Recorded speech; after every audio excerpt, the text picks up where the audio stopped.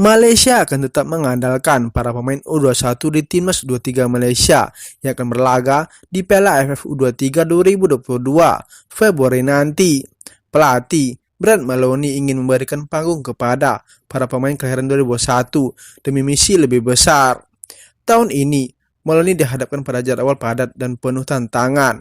Pasalnya, Timnas U23 Malaysia harus mengarungi 4 event besar. Setelah Piala AFF U23, ada SEA Games, Piala Asia U23 dan Asian Games. Namun, fokusnya lebih jauh, yakni Olimpiade Paris 2024. Membidik tiket ke Olimpiade 2024, Malaysia harus menyiapkan para pemain dari sekarang. Untuk itu, Maloney menegaskan akan tetap mengandalkan para pemain U21 di beberapa event yang akan dilakoni tahun ini. Salah satunya tentu saja di Piala AFF U23 di Kamboja nanti. Target bagi para pemain kelahiran 2001 adalah Olimpiade Paris, jadi prioritas harus diberikan kepada mereka jelang Olimpiade. Mereka butuh sorotan internasional melalui turnamen-turnamen ini, ujar Brad Maloney, seperti dikutip footballstar.com. Kebijakan menurunkan para pemain lebih muda di ajang yang diikuti Timnas U23 bukanlah hal yang baru bagi Malaysia.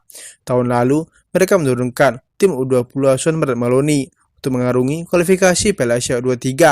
Hasilnya, mereka mampu lolos ke putaran final.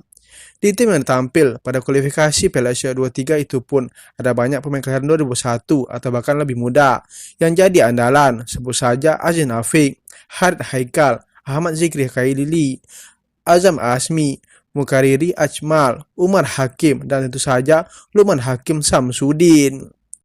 Satu hal yang membuat Maloney pusing adalah waktu yang mepet antara SEA Games dan Piala Asia U23.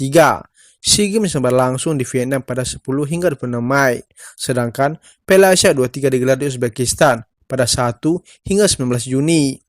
Dia menyebut hal itu sebagai tantangan tersendiri. Persiapan untuk SEA Games dan Piala Asia U23 akan rumit.